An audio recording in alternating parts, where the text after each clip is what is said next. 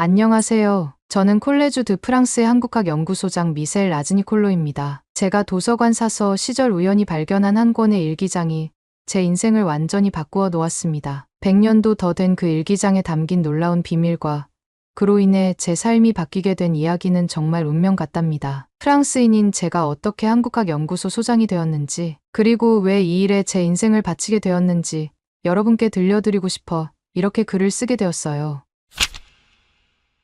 먼저 저희 외할머니 이야기부터 해드리는 게 좋을 것 같네요. 저희 외할머니는 지금 파리 근교의 요양병원에 계시는데 연세가 93세이심에도 한국에 대한 이야기만 나오면 눈빛이 반짝이신답니다. 1950년 한국전쟁 당시 22살의 나이로 프랑스 적십자 간호사로 참전하셨던 외할머니는 전쟁의 폐허 속에서도 희망을 잃지 않던 한국인들의 모습을 늘 이야기해 주셨답니다. 모든 것을 잃은 상황에서도 서로를 위로하고 격려하던 모습, 한 조각의 빵도 나누어 먹고 추운 밤이면 서로의 손을 잡아주던 그들의 모습이 마치 기적 같았다고 외할머니는 자주 회상하시곤 했죠. 그래서였을까요? 제가 처음 BTS의 Spring Day를 들었을 때 왠지 모를 깊은 감동이 밀려왔어요. 전쟁의 상처 속에서도 희망을 노래하던 한국인들의 이야기를 들려주시던 외할머니의 목소리가 이 노래 속에 담겨 있는 것만 같았거든요. 서로를 보듬고 위로하는 가사, 더 나은 미래를 향한 희망의 메시지. 그 모든 것이 외할머니가 들려주시던 한국인들의 모습과 겹쳐 보였답니다. 특히 봄날이 꼭 올 것이라는 희망의 메시지가 나올 때면 폐허 속에서도 미래를 믿었던 그들의 눈빛이 떠오르곤 했죠. 그렇게 BTS의 음악을 들으면서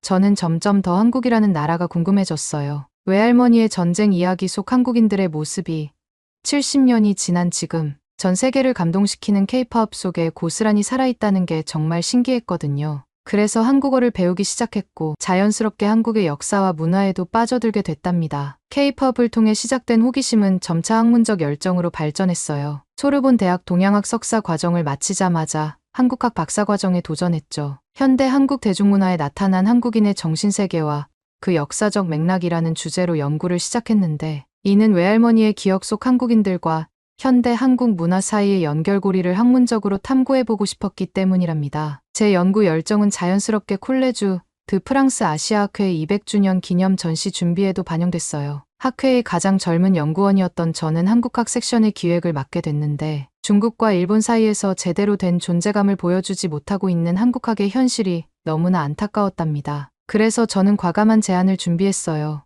200년이라는 긴 역사를 가진 우리 학회가 이제는 한국학을 독립된 영역으로 다뤄야 한다는 내용이었죠. 전시회 준비위원회 회의가 열리던 그날, 저는 평소보다 일찍 회의실에 도착했어요. 벽면에 걸린 BTS 월드투어 포스터를 바라보며 발표 자료를 다시 한번 점검했죠. 그들이 세계적인 성공을 거두었듯이 오늘 제 발표도 성공적이길 바라는 마음으로 말이에요. 회의실이 하나 둘 참석자들로 채워지기 시작했어요. 중국관과 일본관을 담당하는 큐레이터들의 모습이 보였고 그들의 표정에서 왠지 모를 긴장감이 느껴졌답니다. 아마도 제가 준비한 발표 내용을 어렴풋이 짐작하고 있었나 봐요. 마지막으로 회의실 창밖으로 내리는 가을비를 바라보며 심호흡을 했죠. 그리고 운명처럼 그날의 격렬한 토론이 시작됐답니다. 그날 회의장의 분위기는 처음부터 팽팽한 긴장감이 감돌았어요. 회의실 창밖으로는 파리의 늦가을 비가 내리고 있었지만 실내는 마치 한여름처럼 후덥지근했답니다. 저는 한국학 전시 섹션의 독립성을 주장하는 발표 자료를 들고 일어섰죠.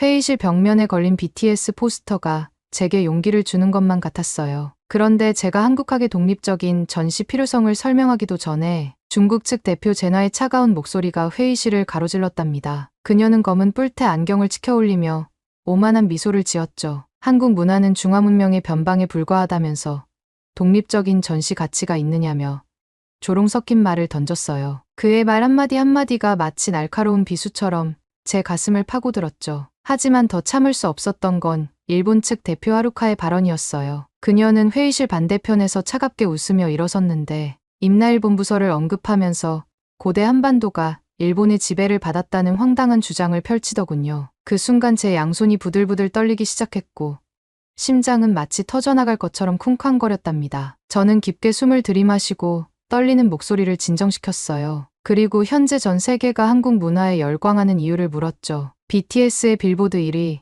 기생충의 아카데미 수상, 전 세계를 강타한 오징어 게임까지. 하지만 하루카는 저를 마치 어린아이 다루듯 비웃으며 이런 현대의 성공이 과거의 역사적 진실을 바꿀 수는 없다고 말했어요. 그러면서 그들의 주장을 뒷받침할 만한 역사적 증거가 있느냐며 차갑게 되물었죠. 회의실은 순간 숨막히는 침묵에 빠졌어요. 제나와 하루카의 얼굴에는 승리를 확신하는 미소가 어려 있었고 다른 참석자들은 고개를 숙인 채 아무 말도 하지 않았답니다. 그때였어요. 마치 운명처럼 제 휴대폰이 울렸고 화면에는 절친한 친구이자 도서관 사서인 아미나의 이름이 떠 있었죠. 마치 구원의 손길처럼 찾아온 아미나의 전화. 그 순간을 저는 영원히 잊을 수 없을 거예요. 회의장의 숨막히는 침묵 속에서 울리는 전화벨 소리에 모두의 시선이 저를 향했죠. 평소의 차분한 성격과는 달리 전화기 너머로 들려오는 아미나의 목소리는 흥분으로 가득 차 있었답니다. 무언가 믿을 수 없는 것을 발견했다며 당장 도서관으로 와달라고 재촉하더군요. 순간적으로 망설였어요. 중요한 회의를 중간에 빠져나가는 것이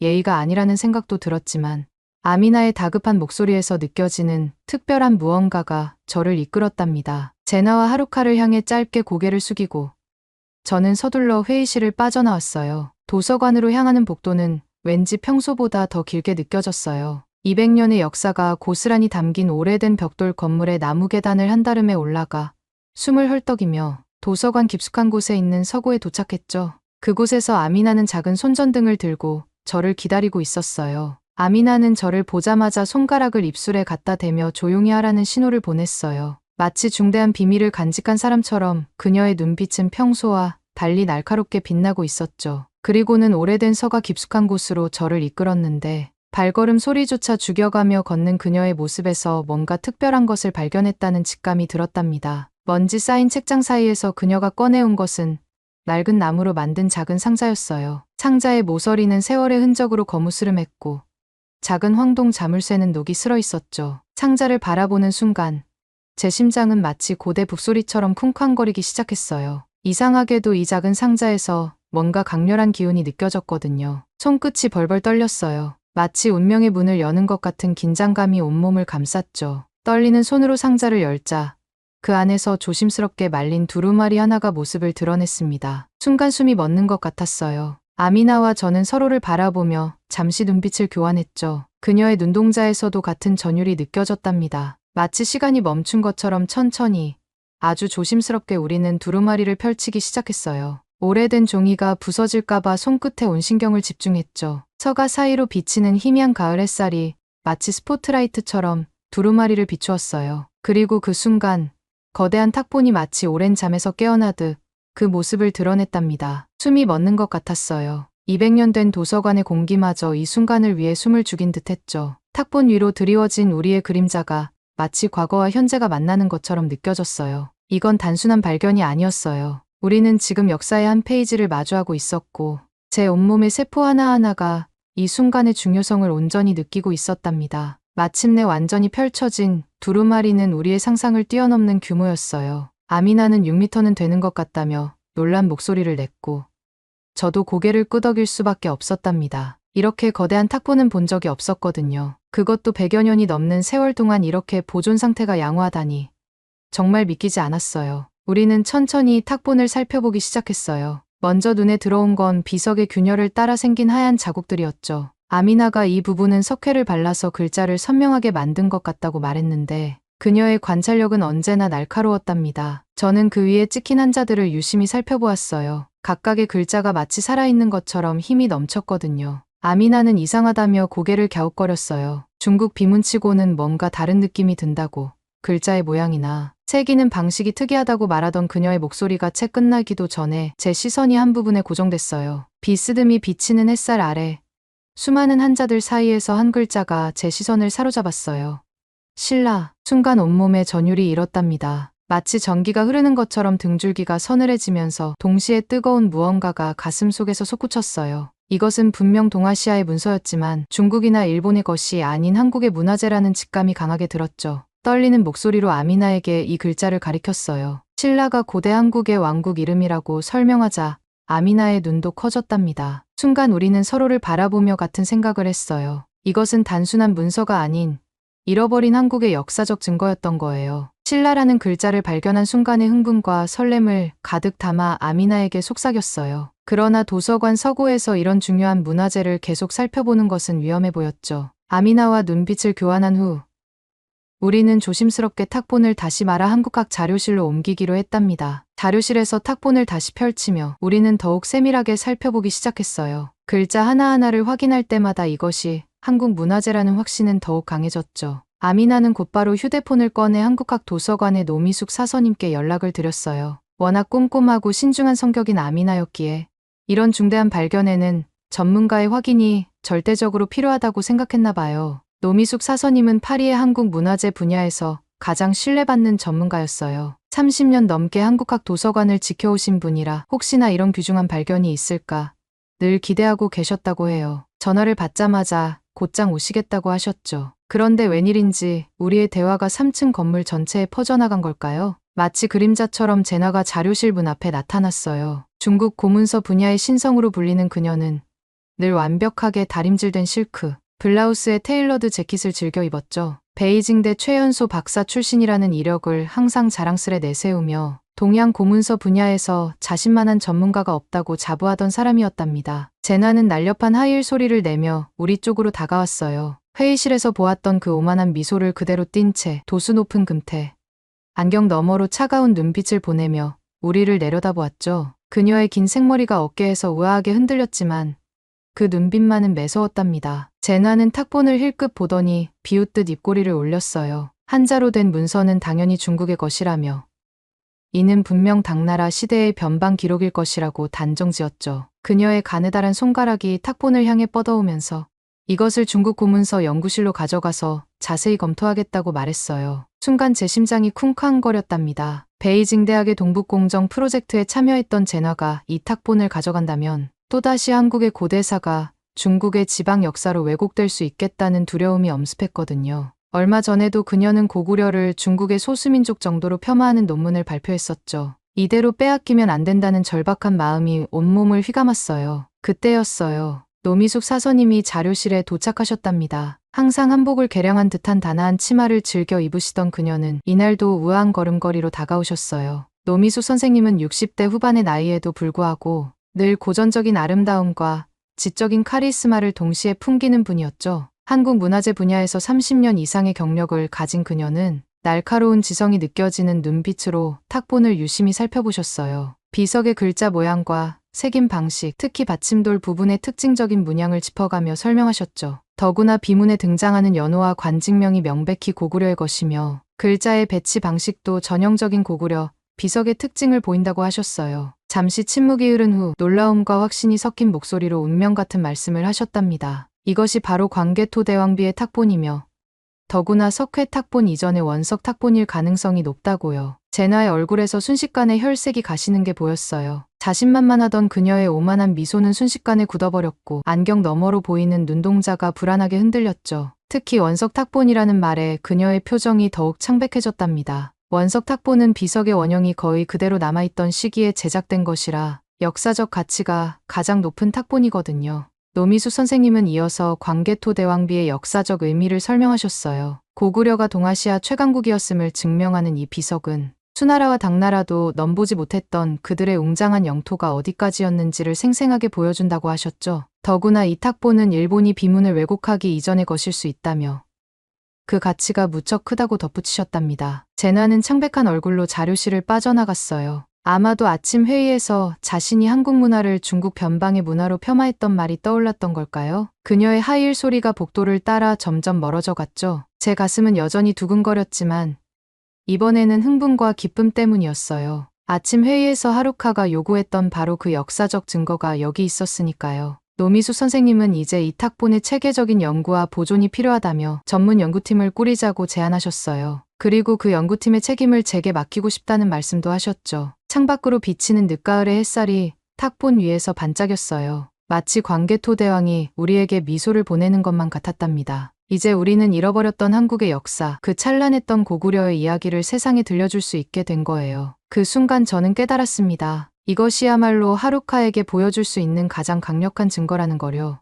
외할머니께서 늘 말씀하시던 한국인들의 자부심과 긍지가 이 탁본 속에 고스란히 담겨 있다는 것도 말이에요. 이제 와서 돌이켜보면 BTS의 콘서트장에서 느꼈던 전율과 광개토 대왕비, 탁본을 발견했을 때의 그 떨림이 똑같았다는 게 놀랍네요. 마치 운명처럼 1500년의 시간을 뛰어넘어 이어진 한국의 저력을 직접 목격한 거니까요. 탁본이 발견된 다음 날, 저는 한국학 도서관의 특별 연구실에서 새벽을 맞이했어요. 탁본을 조심스럽게 펼치자 그 웅장한 크기가 다시 한번 저를 압도했답니다. 6m가 넘는 길이의 탁본은 마치 고구려의 역사가 살아 숨쉬는 것만 같았거든요. 먼저 노미숙 선생님의 조언대로 탁본의 진위를 정확히 감정하기 위해 고려대학교 한국사학과 박대재 교수님과 화상통화를 준비했어요. 박 교수님은 광개토대왕비 연구의 최고 권위자로 특히 동북공정에 맞서 고구려사 연구에 평생을 바치신 분이었죠. 화면 속의 박 교수님은 탁본을 보자마자 눈빛이 달라지셨답니다. 이것이 정말 대단한 발견이며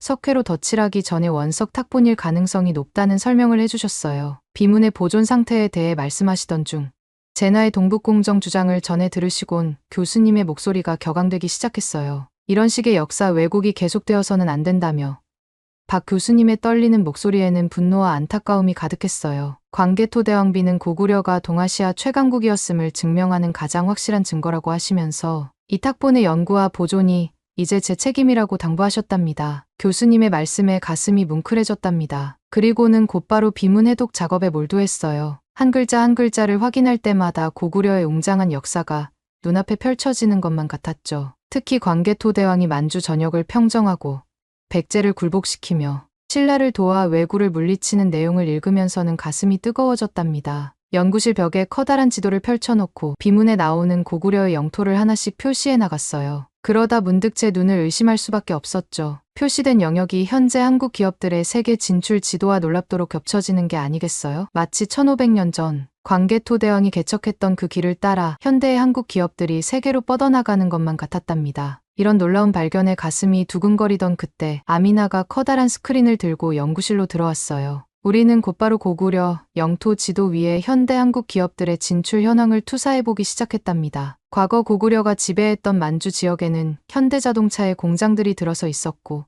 광개토대왕이 원정했던 내몽골 지역에는 삼성전자의 거대한 생산기지가 자리 잡고 있더군요. 심지어 신라를 도와 왜구를 물리쳤던 바닷길은 현재 케이팝이 일본을 비롯한 아시아 전역으로 퍼져나가는 문화의 통로가 되어 있었어요. 이 발견을 정리하면서 문득 깨달았답니다. 1500년의 시간을 뛰어넘어 고구려의 진취적인 기상이 현대 한국인의 DNA 속에 그대로 살아 숨쉬고 있다는 거려. 마치 광개토대왕이 말을 타고 만주 벌판을 누비며 새로운 영토를 개척했듯이 현대의 한국인들은 기술과 문화로 세계를 향해 나아가고 있었던 거예요. 더욱 흥미로웠던 건 비문에 새겨진 고구려인들의 기상이었어요. 그들은 자신들이 천하의 중심이라는 자부심으로 가득 차 있었고 주변국과 당당히 맞서 싸웠답니다. 이런 자부심은 지금의 BTS가 빌보드 차트 1위에 오르고 기생충이 아카데미상을 수상하며 오징어 게임이 전 세계를 열광시키는 한국인들의 자신감과 똑같아 보였죠. 노미숙 선생님이 들려주신 말씀이 떠올랐어요. 진정한 역사는 단순히 과거의 기록이 아니라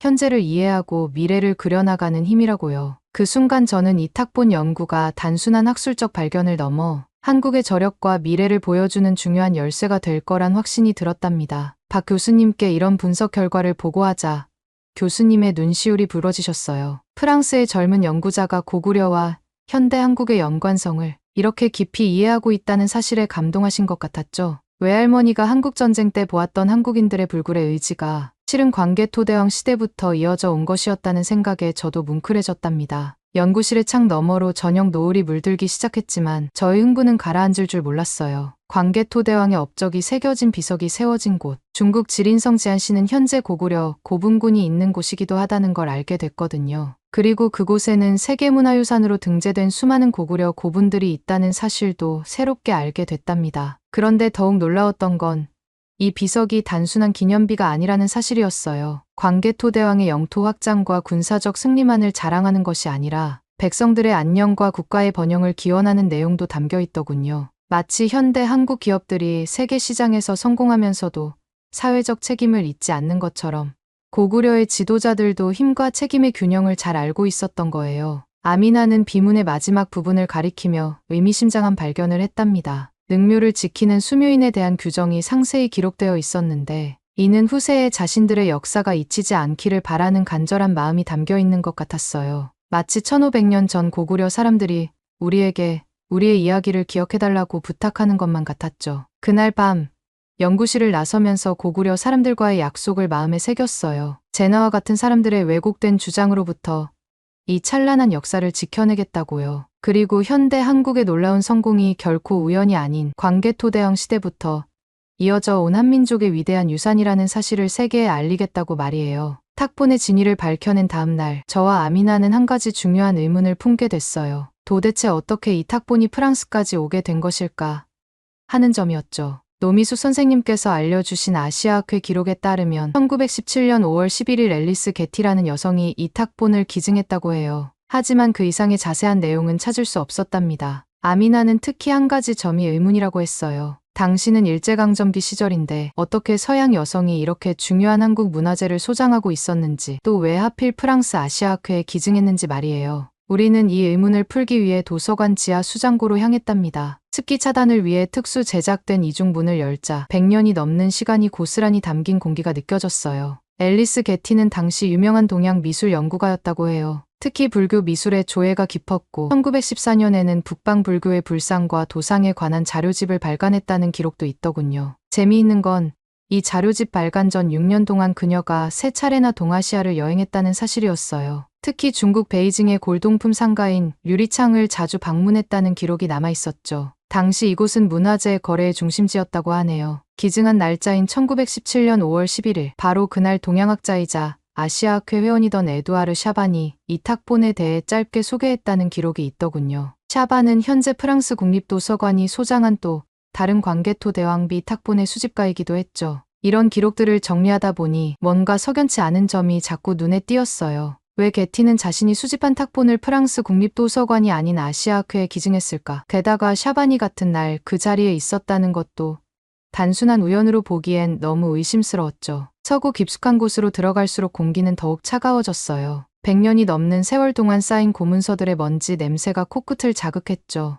우리는 동아시아 관련 자료가 보관된 D구역으로 향했는데 그곳에는 게티가 기증한 다른 불교 미술 자료들도 함께 보관되어 있었답니다. 서가 사이를 지날 때마다 삐걱거리는 오래된 나무 바닥 소리가 울렸어요. 그때였어요. 오래된 책장 뒤편에서 묘한 금소금이 들렸는데 자세히 살펴보니 벽면에 은밀하게 숨겨진 작은 금고를 발견했답니다. 표면에는 G라는 이니셜이 새겨져 있었고 금고 주변으로 불교 문양이 정교하게 새겨져 있었어요. 순간 심장이 쿵쾅거리기 시작했어요. 앨리스 게티.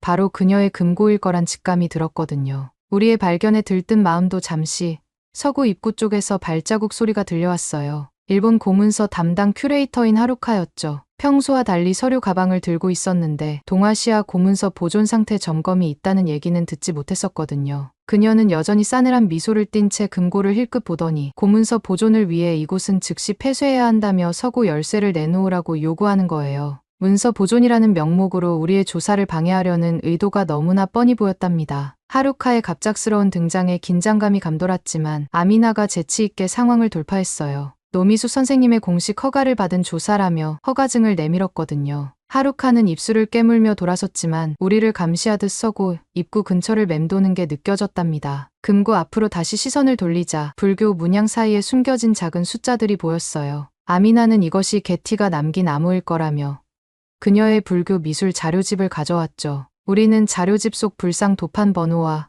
금고의 숫자를 대조해가며 비밀번호를 추측해 나갔답니다. 3번의 시도 끝에 드디어 금고가 열렸어요. 불교 문양 속에 숨겨진 번호를 맞추자 100년의 시간을 간직한 금고가 무거운 소리를 내며 천천히 열렸답니다. 먼지 섞인 공기가 새어나왔고 오래된 가죽 냄새가 코끝을 스쳤죠. 금고 속을 들여다보는 순간 가장 먼저 눈에 띈 것은 낡은 가죽 커버의 일기장이었어요. 순간 팔뚝에 소름이 돋았답니다. 100년 전 누군가의 비밀을 들여다본다는 생각에 가슴이 쿵쾅거리기 시작했거든요. 더구나 이 일기장이 바로 앨리스 게티의 것이라고 생각하니 마치 역사의 문을 여는 것 같은 긴장감이 온몸을 휘감았죠. 그 옆으로는 누렇게 변색된 편지 몇 통이 가지런히 놓여 있었고 그 사이로 한 장의 사진이 살짝 얼굴을 내밀고 있었어요. 저는 떨리는 손을 천천히 뻗어 사진을 집어들었죠. 아미나도 숨을 죽인 채 제 어깨 너머로 사진을 바라보고 있었답니다. 사진을 꺼내드는 순간 저도 모르게 작은 탄성을 내뱉고 말았어요. 세피아 빛사진 속에는 한 명의 서양 여인이 한복을 입은 3명의 여인들과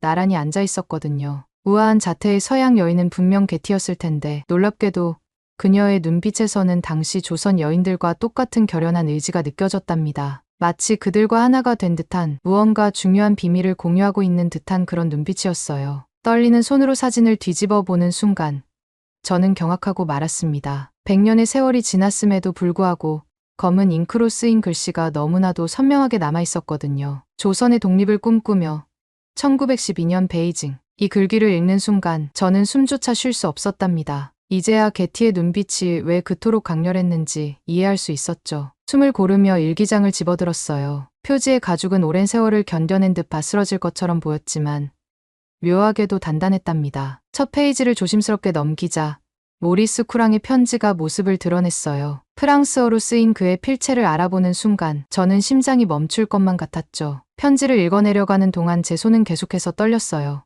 일제가 한글을 탄압하고 말살하려 한다는 소식을 전해 들은 쿠랑이 이를 막기 위해 비밀리에 한국어 문법서를 편찬하고 있다는 내용이었거든요. 특히 한글은 인류가 만든 가장 과학적이고 아름다운 문자라는 구절에서는 눈시울이 뜨거워졌답니다. 그런데 더 놀라운 것은 편지 뒷면이었어요. 쿠랑이 은밀히 기록해둔 한글 보존 계획이 상세히 적혀 있었죠. 당시 그가 파리 동양어학교에서 가르치던 학생들과 함께 한글로 된 책들을 수집하고 프랑스어로 번역해서 보관하고 있었다는 사실이 밝혀진 거예요. 아미나가 저를 바라보며 속삭였어요. 우리가 지금 발견한 것이 단순한 옛 기록이 아니라 한국의 문자와 문화를 지키기 위해 목숨을 걸었던 사람들의 비밀스러운 이야기라고요. 저는 고개를 끄덕이며 다음 페이지를 넘겼죠. 그리고 그곳에서 우리는 또 다른 충격적인 사실과 마주하게 됐답니다. 일기장 속에서 발견한 두 번째 편지는 샤를 바라의 것이었어요. 프랑스 외교관이었던 그의 편지에는 믿기 힘든 내용이 담겨 있었죠. 1910년대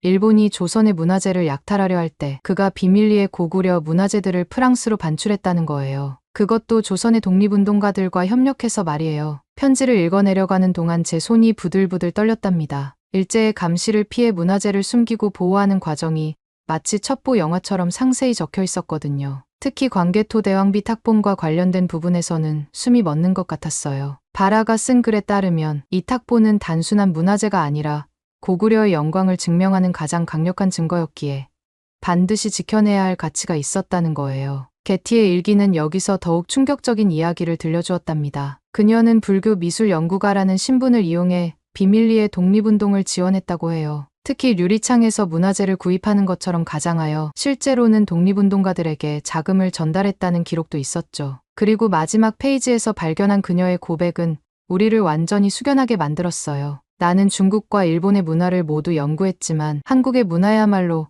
가장 독창적이고 예술적인 가치를 지니고 있다고 확신한다. 이 탁본을 프랑스 아시아학회에 기증하는 것은 언젠가 한국이 독립을 되찾았을 때 그들의 찬란했던 역사를 증명해줄 수 있기를 바라는 마음에서다. 이 모든 기록들을 읽어내려가는 동안 저와 아미나는 말을 잃었어요. 서양의 한 여성이 이토록 한국의 독립과 문화 수호에 깊이 관여했다는 사실이 너무나 놀라웠거든요. 창밖으로 비치는 햇살이 서서히 기울어가고 있었지만 우리는 계속해서 게티의 일기장을 읽어나갔답니다. 특히 충격적이었던 건 게티가 광개토 대왕비의 가치를 꿰뚫어보고 있었다는 점이었어요. 그녀는 일기에서 이렇게 적고 있었죠. 고구려는 중국이나 일본과는 차원이 다른 문명을 이룩했다. 광개토 대왕비야말로 그들이 동아시아의 최강대국이었음을 증명하는 가장 확실한 증거다. 이 사실이 알려지는 것을 두려워한 일본이 비문을 훼손하려 한다는 소문을 들었다. 그래서 게티는 프랑스 국립도서관이 아닌 아시아학회에 탁본을 기증했던 거예요. 당시 일본의 영향력이 닿지 않는 곳이면서도 샤반과 같은 동양학 전문가들이 있어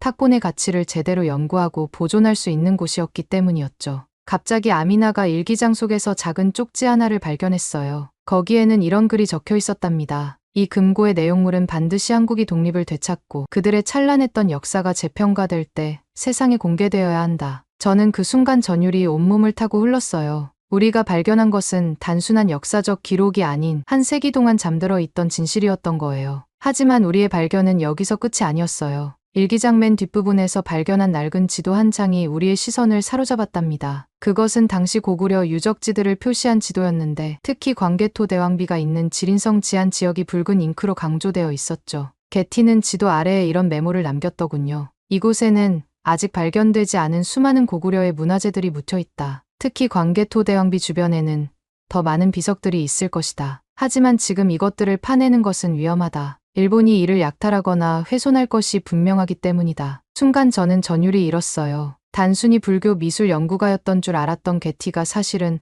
한국의 독립운동을 지원했다는 사실도 놀라웠지만 광개토 대왕비 탁본을 프랑스로 가져온 것이 단순한 문화재 수집이 아닌 치밀한 계획하에 이루어진 문화수호 운동이었다는 사실에 정말 소름이 돋았답니다. 특히 한글의 우수성을 알아보고 보존하려 했던 모리스 쿠랑의 노력, 고구려 문화재를 지키려 했던 샤를 바라의 활동, 그리고 이 모든 것을 조용히 지원했던 게티.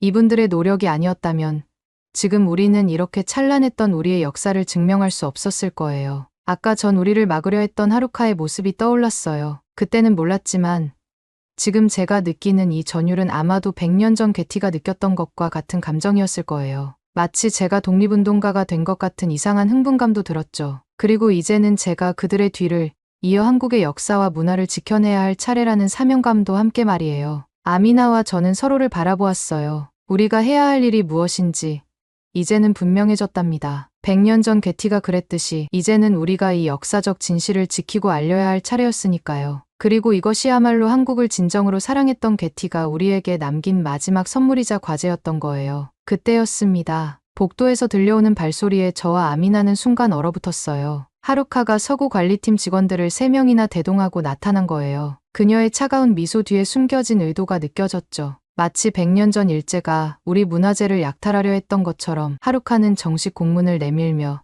문서 보존이라는 명목으로 우리의 발견을 중단시키려 했답니다. 순간 제 머릿속에는 게티의 일기에서 읽었던 구절이 스쳐 지나갔어요. 그들은 언제나 그럴듯한 명분으로 우리의 역사를 왜곡하려 들 것이다. 저는 침착하게 일기장과 편지들을 정리하면서 아미나와 눈빛을 교환했죠. 비록 지금은 물러서야 하지만 우리는 이미 진실을 확인했으니까요. 다음 날 아침 일찍 노미숙 선생님과 박대재 교수님을 모시고 급히 회의를 열었어요. 어제의 사건과 게티의 일기장에서 발견한 내용들을 하나하나 전달하는 동안 두 분의 표정이 점점 더 무거워졌답니다. 특히 고구려 유적에 대한 게티의 예언적인 언급을 전달했을 때는 박 교수님의 눈빛이 마치 칼날처럼 예리하게 빛났죠. 박 교수님은 주먹을 불끈 쥐시며 우리의 사명을 강조하셨어요. 게티가 100년 전에 예견했던 것처럼 지금도 고구려의 문화유산이 중국과 일본 사이에서 위험에 처해 있다고요. 그리고 이제는 우리가 나서서 이것을 지켜내야 할 때라고 말씀하셨답니다. 노미숙 선생님도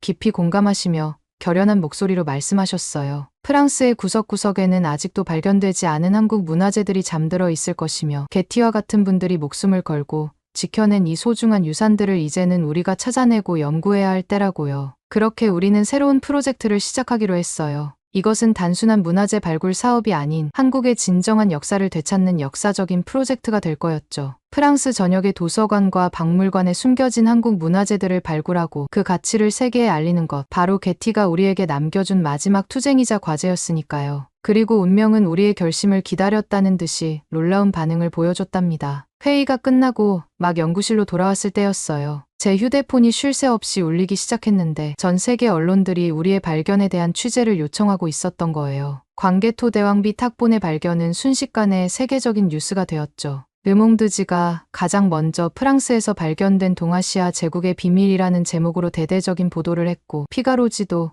한국 고대사를 뒤흔들 새로운 발견이라며 특집 기사를 실었답니다. 특히 게티의 일기장 발견까지 더해지면서 이 이야기는 단순한 문화재 발견을 넘어 100년에 걸친 감동적인 역사 드라마가 되어버렸어요. 특히 BBC와 CNN의 후속 보도는 이 발견의 의미를 더욱 극적으로 전달했어요. 1500년 전 동아시아 최강국이었던 고구려의 진면목이 프랑스의 작은 도서관에서 발견되었다는 사실이 전 세계인들의 이목을 사로잡았거든요. 하지만 진짜 도전은 그때부터 시작이었답니다. 저는 콜레주 드 프랑스 이사회의 한국학 독립부서 설립을 제안했어요. 더 이상 중국이나 일본 전문가들이 한국 문화재를 자의적으로 해석해서는 안 된다는 게 제 주장이었죠. 현재 콜레주 드 프랑스의 한국 문화재 연구는 중국과 일본 전문가들에 의해 진행되고 있었어요. 중국의 동북공정은 고구려를 자국의 지방정권으로 왜곡하고, 일본의 임나일 본부설은 한반도 남부를 일본의 식민지처럼 서술하면서 한국의 고대사를 심각하게 왜곡하고 있었답니다. 이런 상황에서 한국학 독립부서 설립은 단순한 조직 개편이 아닌 역사적 진실을 바로잡는 중대한 전환점이 될 것이라고 확신했죠. 특히 제가 주목한 것은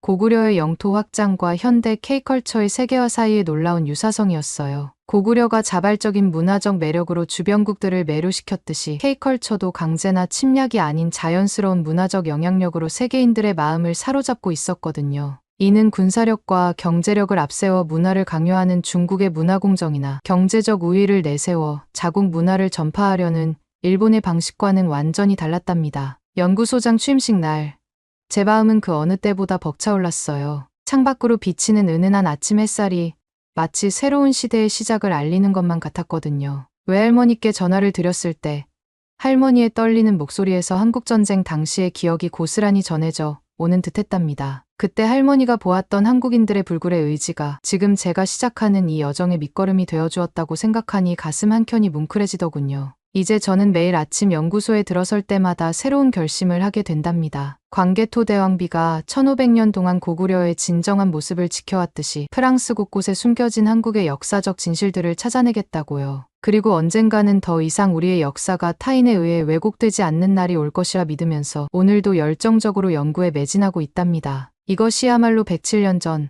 1917년 앨리스 게티가 그녀의 일기장에 꾸준히 적어두었던 진정한 한국학의 모습이 아닐까요? 오늘 사연은 여기까지입니다. 어떻게 들으셨나요? 오늘 사연이 재미있으셨다면 구독 버튼 한 번만 꼭 클릭해주세요. 저는 더 좋은 사연으로 찾아뵐게요. 감동도서관이었습니다. 감사합니다. 중국은 과거부터 5000년간 대국으로서 아시아에서 영향력을 행사했어요. 주변국들은 중국의 눈치를 보며 조공을 바치면서 나라를 운영했어요. 특히 중국과 가까이 있던 고구려는 독자적인 문화가 없었습니다. 여기 하버드 대학교 세미나장에서 개념 없는 중국 학생이 망언을 쏟아내고 있는데요. 이때 한국 학생의 한마디에 세미나장은 일순간에 정적이 되고 중국 학생은 더 이상 고개를 들지 못하게 됩니다. 과연 무슨 일이 있었던 걸까요? 안녕하세요. 저는 하버드 대학교에 다니는 샬롯 윌슨이에요. 저는 고등학교 시절부터 역사와 문화에 깊은 관심을 가지고 있었습니다. 하버드 대학 입학을 위해서는 자기소개서와 에세이에 제 경험을 잘 녹여내야 했는데 저는 제 관심사를 살려 열정적으로 작성했어요. 특히 2년간 주말마다 참여했던 지역 문화유산 보존 활동이 큰 도움이 되었습니다. 또한 전국 고교생 역사 논문 대회에서 세계 대공황이 동아시아 국가 간 관계에 미친 영향이라는 주제로 대상을 받은 것도 제 열정을 보여주는 중요한 경험이었어요. 이런 노력 덕분에 하버드 동아시아학과에 장학생으로 입학할 수 있었습니다. 첫 학기가 시작되고 기숙사에서 룸메이트 사만다를 만났어요. 사만다는 영화학을 전공하는 2학년 학생이었는데 우리는 금세 친해졌죠. 어느 날 밤 사만다가 디즈니 영화 뮬란을 보자고 제안했습니다. 사실 저는 평소에 다큐멘터리나 역사 드라마를 주로 봐서 애니메이션은 좀 어린이틱하다고 생각했어요. 하지만 사만다의 열정적인 설명에 궁금해져서 함께 보기로 했습니다. 그런데 영화를 보고 나서 제 생각이 완전히 바뀌어 버렸어요. 뮬란이라는 한 여성이 가족을 위해 남장을 하고 전쟁에 나가는 용기 있는 모습이 정말 인상적이었거든요. 특히 가부장적인 사회에서 자신의 정체성을 지키려고 노력하는 모습이 현대 사회의 많은 젊은이들의 고민과 맞닿아 있다는 생각이 들었습니다. 영화의 배경도 눈길을 끌었어요. 웅장한 자금성, 끝없이 이어지는 만리장성, 안개 낀 산수와 같은 풍경들까지 이런 요소들이 중국의 역사와 문화유산을 생생하게 보여주는 것 같았습니다. 비록 애니메이션이지만 이를 통해 중국의 아름다움을 엿볼 수 있었죠. 영화를 본 후 궁금증이 폭발했어요. 뮬란 이야기의 실제 역사적 배경은 무엇일까? 영화에서 묘사된 훈족과의 전쟁은 실제로 어떤 모습이었을까? 당시 중국의 군사 문화와 여성의 지위는 어땠을까? 이런 질문들이 꼬리에 꼬리를 물고 이어졌습니다. 그래서 도서관에 가서 관련 책들을 찾아보기 시작했어요. 유튜브에서도 중국의 문화유산을 소개하는 다큐멘터리를 찾아봤어요. BBC에서 제작한 더 스토리 오브 차이나라는 시리즈가 특히 도움이 많이 되었죠. 이런 관심이 커져서 2학기 수강 신청을 할 때 주저없이 중국 영화의 이해라는 수업을 선택했어요. 이 수업에서는 매주 다른 중국 영화를 보고 토론하는 시간을 가졌는데 정말 흥미진진했습니다. 특히 존 우 감독의 적벽대전을 보고 깊은 감동을 받았어요. 이 수업에서 중국인 유학생 왕위를 만나게 된 것도 큰 행운이었죠. 베이징 출신인 그는 중국 문화와 영화에 대해 정말 해박한 지식을 가지고 있었거든요. 영화 토론 시간마다 왕위는 영화에 숨겨진 역사적 맥락과 문화적 의미를 마치 이야기를 들려주듯 설명해 주었어요. 특히 제가 깊은 감명을 받았던 적벽대전에 대한 그의 해석이 정말 인상적이었답니다. 왕위는 이렇게 말했어요. 샬롯, 삼국지에서 가장 중요한 전투가 바로 이 적벽대전이야. 이 전투에서 제갈량은 정말 대단했지. 오나라의 힘을 빌려 손 하나 까딱 않고 위나라를 물리쳤어. 그리고 조조가 보낸 장관을 역이용해서 이간질까지 했다니까. 왕위의 이 말을 듣고 저는 깜짝 놀랐어요. 이간질은 분명 나쁜 것이지만 전쟁 중에는 이런 책략이 전략상 중요할 수 있다는 생각이 들었죠. 전쟁의 혼란 속에서도 이렇게 정교한 계략을 세울 수 있다니 정말 대단하다고 느꼈어요. 그러면서 문득 이런 전략이 현대 정치나 국제 관계에도 적용될 수 있을지 궁금해졌어요. 과연 효과적인 전략이 될 수 있는지 아니면 오히려 국제사회의 비난을 받게 될지 고민이 됐어요. 제가 이런 생각에 빠져 있을 때 왕위가 더 놀라운 이야기를 덧붙였어요. 샬럿, 제갈량이 얼마나 대단했는지 알아? 전쟁 중에 마음대로 바람까지 조정했대. 동남풍을 불게 해서 조조의 함선을 모조리 불태워버렸지 뭐야. 왕위의 이야기를 듣고 있자니 마치 제가 타임머신을 타고 과거 적벽대전 현장으로 순간이동한 것 같았어요. 정말 눈앞에서 벌어지는 일처럼 생생하게 느껴졌죠. 그러던 어느 날 이렇게 중국 영화의 매력에 푹 빠져있던 제게 뜻밖의 일이 벌어졌어요. 어느 날 수업을 마치고 기숙사로 돌아왔는데 사만다가 드라마를 보고 울고 있는 모습을 발견한 거예요. 무슨 일이냐고 물었더니 사만다는 한국 드라마 오징어 게임 시즌2가 올해 12월에 개봉한다며 그 전에 시즌1을 다시 보고 있다고 했어요. 저는 의아해서 예전에 한 번 봤으면 됐지 무슨 드라마를 다시 또 볼 이유가 있냐고 물어봤습니다. 그러자 사만다는 한국 드라마는 매번 볼 때마다 새로운 의미와 감동을 준다며 함께 보자고 제안했어요. 그러면서 사만다가 오징어 게임의 내용을 설명해 주었는데 그 말을 듣고 저는 잠시 망설여지게 되더라고요. 오징어 게임의 기본 줄거리가 456명의 참가자가 자신의 목숨을 걸고 456억 원의 상금 획득하는 서바이벌 게임이었거든요. 너무 폭력적이지 않나 하는 생각이 들어서 고민하고 있는데 사만다는 이 드라마가 전 세계적으로 큰 인기를 끌었다고 말해주었어요. 미국은 물론 홍콩, 대만, 베트남, 아랍에미리트, 쿠웨이트 등 14개국에서 1위를 차지했다는 거예요. 처음에는 망설였지만 문득 뮬란을 통해 중국 문화에 관심을 가지게 된 경험이 떠올랐어요. 그래서 한국 드라마도 한번 시도해 보자는 생각이 들었고 결국 사만다와 함께 오징어 게임을 보기 시작했습니다. 그리고 저는 그때부터 오징어 게임에 완전히 빠져들고 말았어요. 특히 지영의 이야기는 정말 가슴 아프면서도 깊은 감동을 주었습니다. 지영이 구슬치기 게임에서 새벽과 짝이 되는 순간부터 그들의 대화를 통해 서로의 아픔을 나누는 과정이 너무나 감동적이었어요. 지영은 어렸을 때 고아로 자라서 구슬치기 게임에서 이기고 상금을 타더라도 만날 사람이 아무도 없었죠. 반면에 새벽은 상금을 타게 되면 잃어버린 동생도 찾고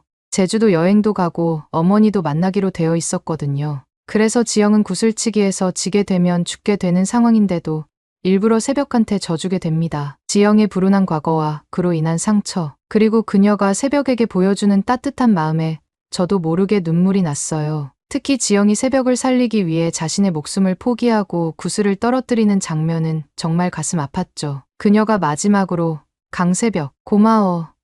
나랑 같이 해줘서 라고 말할 때 저와 사만다는 함께 흐르는 눈물을 멈출 수 없었어요. 이 장면을 통해 한국 드라마가 얼마나 감동적이고 깊이 있을 수 있는지 깨달았습니다. 단순한 서바이벌 게임을 넘어서 인간의 본성과 사회 문제를 깊이 있게 다루는 방식에 감탄했어요. 한국 드라마가 이렇게 사람의 마음 깊숙한 곳부터 울리며 감정을 건드릴 수 있다는 사실이 놀라웠습니다. 한편으로는 사만다를 통해 이 드라마가 미국 방송계 최고 건의상, 에미상 시상식에서 6관왕을 달성하며 새 역사를 썼는지 알게 되었죠. 게다가 왜 한국 드라마와 K 콘텐츠의 전 세계에 사람들이 열광하는지도 어렴풋이 알 수 있었습니다. 오징어 게임을 본 후 저는 한국 문화에 대해 더 깊이 빠지게 되고 궁금해졌어요. 사만다에게 오징어 게임2가 개봉하는 날을 물어보고 10월 26일을 달력에 저장해 두었습니다. 그리고 한국에 더 재미있는 드라마가 없는지 물어봤죠. 사만다는 더 재미있는 것을 찾아보자며 휴대폰으로 검색을 하기 시작했어요. 그런데 놀랍게도 그녀의 휴대폰은 접었다 폈다 할 수 있는 폴더블 삼성폰이었습니다. 이전에 사만다의 휴대폰으로 오징어 게임을 볼 때는 몰랐지만 그것이 반으로 접히는 휴대폰이었던 거예요. 접으면 휴대폰이 주머니에 쏙 들어가고 영상을 볼 때는 펴서 고화질로 영상을 볼 수 있어서 정말 탐났어요. 더 놀라운 것은 사만다에게 물어보니 삼성은 폴더블 기술력이 세계에서 가장 뛰어나고 그래서 한국을 대표하는 기업이라고 하더군요. 저는 미국인이라서 당연히 애플을 쓰는 게 좋다고 생각했는데 사만다의 말을 듣고 다음에는 삼성폰으로 바꿔볼까 하는 마음이 들었습니다. 그런데 이게 다가 아니었어요. 사만다는 삼성이 애플보다 뛰어난 점이 영상 화질에 있다면서? 심지어 이번 파리올림픽에서도 애플폰이 아니라 삼성폰이 중계 독점권을 받았다고 말했어요. 저는 깜짝 놀랐습니다. 우리나라 기업인 애플을 제치고 한국 기업이 올림픽 중계권을 따냈다니 말이에요. 스마트폰과 TV는 역시 한국이 IT 강국이라는 생각이 들었습니다. 곡면 디스플레이와 폴더블폰 같은 혁신적인 기술들은 우리 미국에는 없거든요. 이쯤 되니 저는 한국의 기술력에 대해 완전히 감탄하게 되었어요. 제가 이렇게 한국 드라마와 제품에 관심을 많이 가지니 사만다도 저에게 더 많은 한국 문화를 소개해주고 싶어 했어요. 사만다는 내일 점심을 학교 앞 한인식당 고추장에 가자고 제안했어요. 다음날 사만다와 함께 고추장에 갔습니다. 식당 문을 열고 들어서는 순간 풍성한 한국 음식 냄새가 코를 자극했어요. 놀랍게도 식당은 한국 식당인데 손님들은 거의 다 미국인이었습니다. 하버드에 다니는 학생들뿐만 아니라 근처에서 일하는 직장인들까지 점심시간이면 이 한인식당을 찾아 북적거린다고 하더라고요. 한국에서 미국으로 건너와 식당을 운영하시는 아주머니의 인상이 정말 푸근했어요. 음식도 한 그릇 가득 풍성하게 담아주셨죠. 저는 가장 추천하는 메뉴가 무엇인지 물어봤고 아주머니는 비빔밥을 추천해 주셨어요. 비빔밥을 먹어보니 여러 가지 채소와 고기, 계란이 어우러져 한 그릇에 건강한 한 끼를 담은 것 같았어요. 너무 맛있어서 어떻게 만드는 건지 아주머니께 여쭤봤더니 친절하게 재료와 조리법을 설명해 주셨습니다. 김치의 아삭한 식감과 매콤 새콤한 맛이 입안에서 춤을 추는 것 같았고 불고기의 부드러운 육질과 달콤한 양념 맛은 정말 환상적이었습니다. 이 경험을 통해 한식이 왜 세계적으로 인기 있는지 직접 체감할 수 있었어요. 건강에도 좋고 맛도 있어서 정말 놀라웠습니다. 미국에서도 이렇게 훌륭한 한국 문화와 먹거리를 즐길 수 있다는 사실에 왜 이제야 알게 되었는지 스스로에게 한탄했어요. 사만다라는 룸메이트를 만나 이런 경험을 할 수 있게 되어 정말 다행이라고 생각했습니다. 그녀 덕분에 한국 문화의 매력에 푹 빠지게 되었고 앞으로 더 많은 것을 배우고 싶다는 욕심이 생겼어요. 그래서 수업이 끝난 후 왕희에게 한국 문화에 대한 제 새로운 관심사를 신나게 이야기했습니다. 오징어 게임의 독특한 스토리와 한국 음식의 맛, 그리고 삼성의 혁신적인 기술에 대해 열정적으로 말했어요. 하지만 제 이야기를 들은 왕희의 반응은 예상과 달랐습니다. 그의 표정이 묘하게 변하더니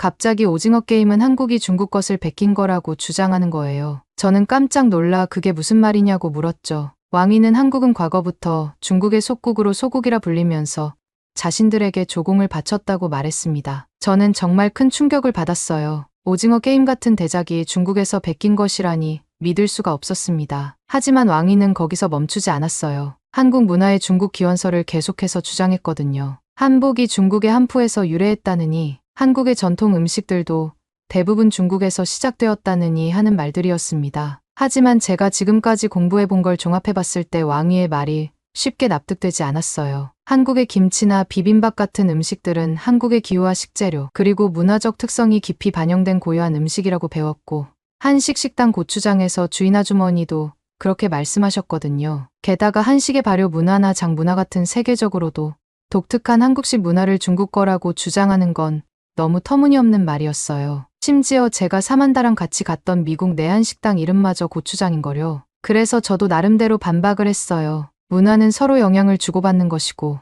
그 과정에서 각국의 고유한 특색이 더해져 새로운 것이 만들어진다고 말했습니다. 한국은 한국만의 방식으로 재해석하고 발전시켜 독자적인 문화를 만들어냈다고 설명했어요. 이는 단순히 베끼기가 아니라 창조적인 과정이라고 강조했습니다. 그렇지만 왕희는 받아들이지 않았어요. 결국 우리 사이에 갈등이 생겼습니다. 왕희의 주장이 일리가 있는 건지 아니면 단순한 질투심 때문인지 혼란스러웠어요. 이 일을 계기로 저는 동아시아의 역사에 대해 더 깊이 공부해야겠다고 결심했어요. 특히 왕희가 주장했던 과거부터 한국이 쭉 중국의 속국이었다는 말이 계속 머릿속에 맴돌았습니다. 이는 한국의 정체성 자체를 부정하는 말이나 다름없었거든요. 특히 과거 고구려와 당나라의 관계, 그리고 삼국시대에 대해 자세히 알아보고 싶었어요. 한국이 정말로 늘 중국의 속국이었는지 아니면 독자적인 문화와 역사를 가진 국가였는지 직접 확인하고 싶었거든요. 도서관에서 관련 책들을 찾아 읽기 시작했습니다. 고구려가 중국의 수, 당과 맞서 싸운 역사,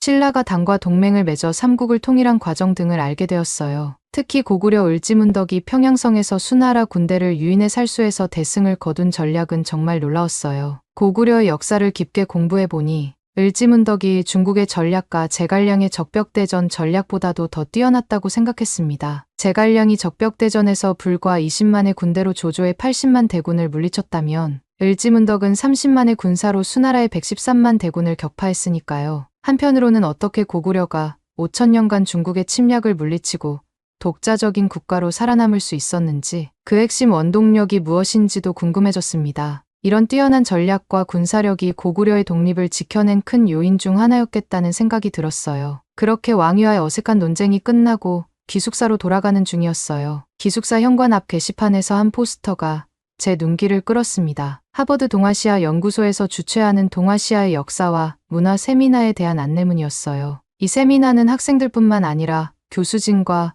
외부 전문가들도 참여하는 공개 토론회 형식이라고 했습니다. 다양한 국적의 학생들과 연구자들이 모여 동아시아의 역사와 문화에 대해 자유롭게 의견을 나누는 자리라는 설명이 있었어요. 포스터를 읽으며 이 세미나에 참석하면 제 궁금증을 해결할 수 있을 것 같다는 생각이 들었습니다. 게다가 여기서 배운 내용을 바탕으로 나중에 왕위와 더 깊이 있는 대화를 나눌 수 있을 것 같았어요. 특히 이번 세미나의 주제가 고대 동아시아 국가들의 관계와 문화 교류여서 제 관심을 더욱 끌었습니다. 이는 제가 최근 고민하던 문제들과 딱 맞아떨어지는 주제였거든요. 그 자리에서 바로 참가 신청을 하기로 마음먹었어요. 이 세미나를 통해 역사를 더 깊이 있게 공부할 수 있을 것 같았고 다양한 시각과 의견을 들을 수 있을 것 같아 기대가 되었습니다. 세미나 당일 저는 설렘을 안고 하버드 동아시아 연구소로 향했어요. 세미나장에 들어서자 참석자 명단이 눈에 띄었고 거기서 뜻밖에도 왕위의 이름을 발견했습니다. 왕위도 참석했다니 놀랐어요. 아마도 그도 자신의 주장에 대한 근거를 찾고 싶었던 모양이에요. 한편으로는 왕위가 또다시 헛된 주장을 하지 않을까 걱정도 되었습니다. 세미나는 주제 발표 후 자유 토론 형식으로 진행된다고 했어요. 각국 학생들과 전문가들이 모여 열띤 토론을 벌이는 모습이 인상적이었습니다. 세미나장은 U자 형태로 책상이 배치되어 있었고 아시아 학생들이 많았어요. 특히 동아시아 역사에 관심 있는 외국 학생들의 참여가 눈에 띄었습니다. 미국 학생들과 교수님들은 중간중간에 위치해 있어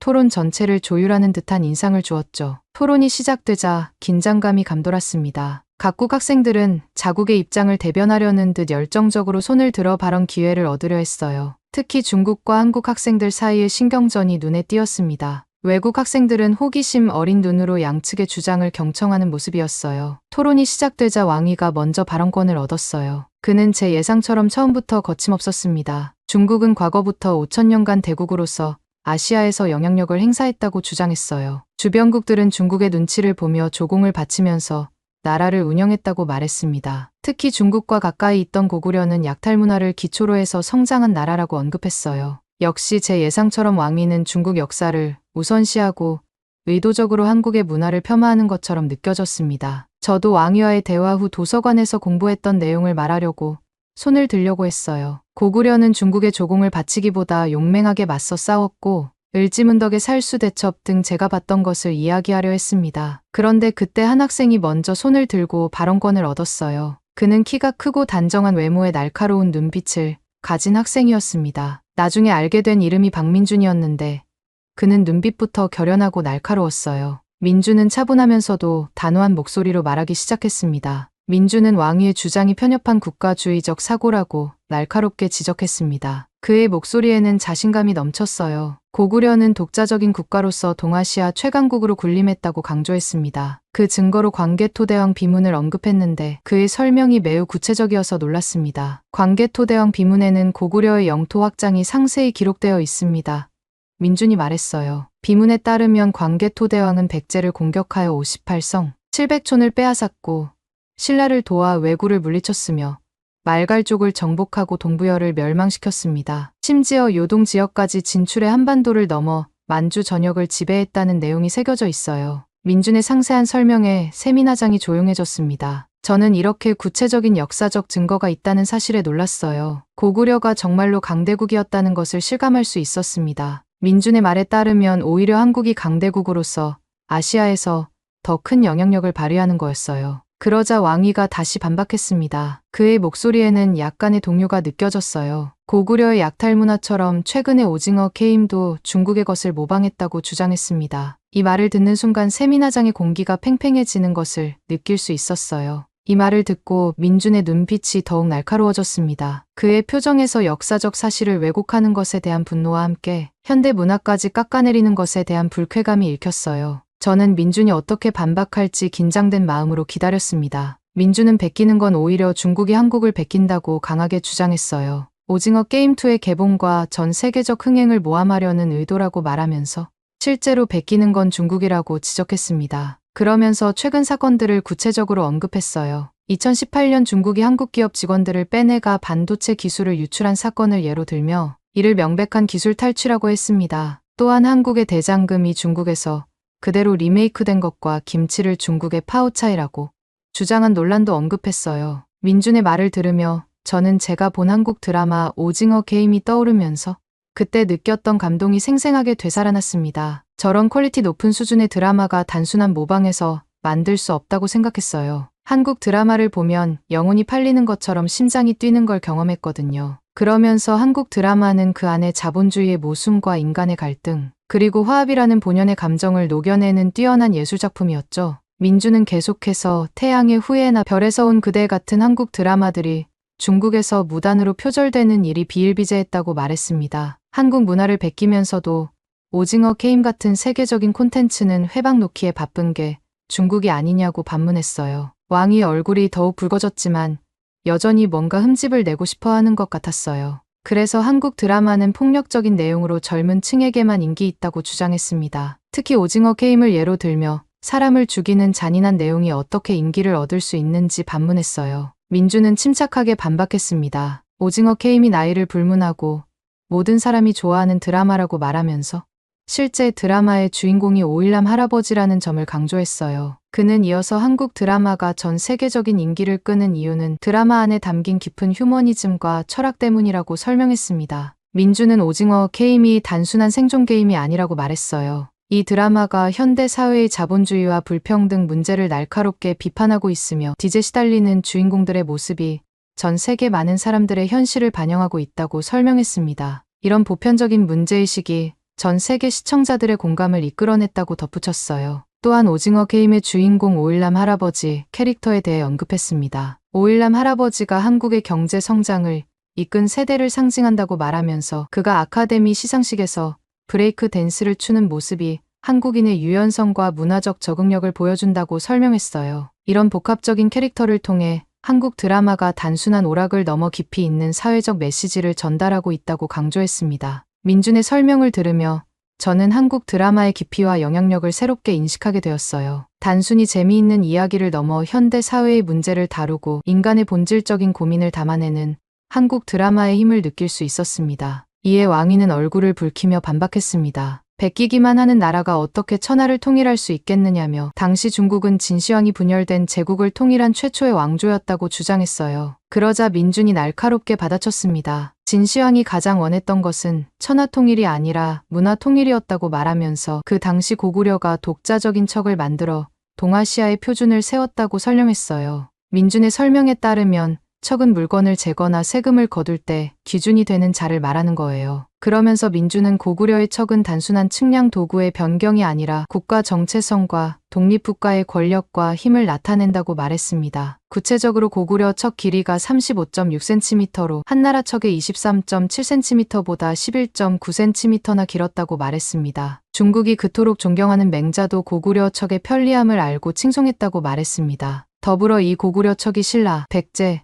심지어 일본까지 전파되어 사용되었다는 점을 강조하며 이것이 고구려의 국제적 영향력을 보여주는 증거라고 주장했어요. 민주는 열정적으로 말을 이어갔습니다. 이처럼 고구려는 누구를 모방하거나 베끼지 않고 독자적인 표준을 만드는 나라였습니다. 과거에 고구려가 세운 척이라는 문화 기준이 현대에 와서 글로벌 대한민국이 전 세계 표준이 되는 것과 같습니다. 고구려 시대의 35.6cm 척이 동아시아를 휘어잡았듯이 지금의 대한민국은 K-팝, K-드라마, K-뷰티, K-기술, K-푸드까지 전 세계를 매료시키고 있습니다. 우리의 DNA에는 세계의 표준을 만들어내는 창조적 혁신의 정신이 흐르고 있는 거예요. 고구려부터 지금까지 우리는 언제나 세계를 선도하는 문화 강국이었고 앞으로도 그럴 것입니다. 민주는 이러한 전통이 지금까지 이어져 한국이 문화 강국으로서 아시아를 넘어 전 세계에 영향력을 발휘하고 있다고 강조했어요. 그는 한국이 과거부터 지금까지 계속해서 문화의 표준을 만드는 나라라고 강하게 주장했습니다. 이 설명을 들으며 저는 고구려의 척 하나가 얼마나 큰 의미를 가지고 있는지 깨달았어요. 단순한 측량 도구가 아니라 한 나라의 경제,